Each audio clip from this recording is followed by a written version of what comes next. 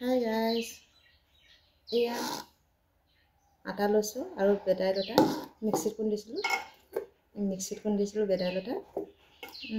বেদাইলতা দিছোঁ মিক্সিত খুন্দি।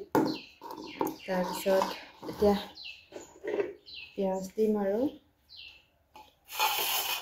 ল'ৰা ছোৱালীটো নাখায় এনে চব্জি বনালে বেদাইলতা গোন্ধটোৰ কাৰণে খাব নিবিচাৰে, এনেকৈ পকৰি বনাই দিলে খায়।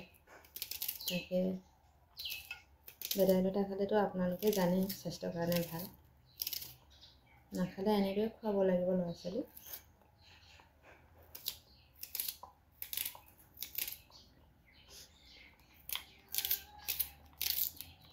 আপোনালোকক দেখুৱাই আছোঁ দেই, চাই থাকক কেনেদৰে বনাইছোঁ।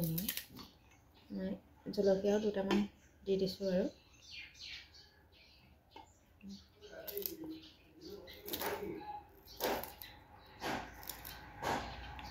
জলকীয়াও অলপ দিলে ভাল পায় আৰু হালধি অকণমান দি দিছোঁ আৰু ৰংটোৰ কাৰণে ভাল পায়।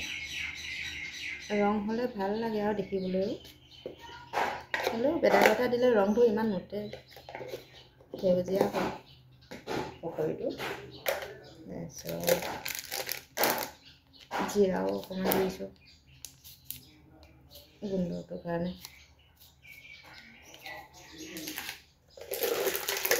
ৰেড চিলিও অকণমান দি দিওঁ, ভাল লাগিব, গোন্ধটো আহে আৰু ৰঙাও হয়, অকণমান ৰঙচুৱা টাইপৰ হ'ব, ভাল লাগিব আৰু।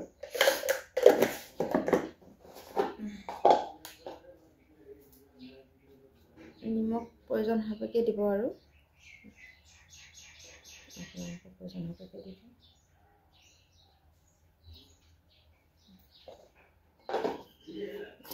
পানী দিম আৰু মিলাই লওঁ আগতীয়াকৈ।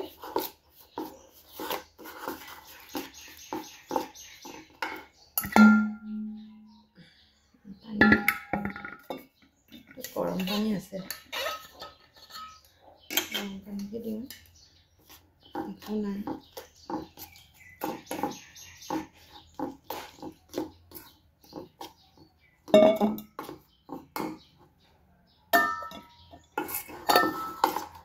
ঠাণ্ডা পানী গৰম পানী বুলি কথা নাই, পানী হ'লেও হ'ল।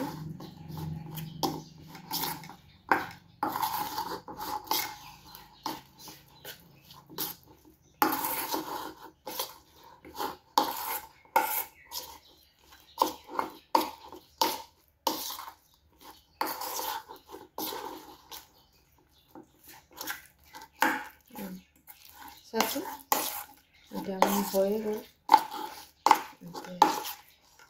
তেলত দিম আৰু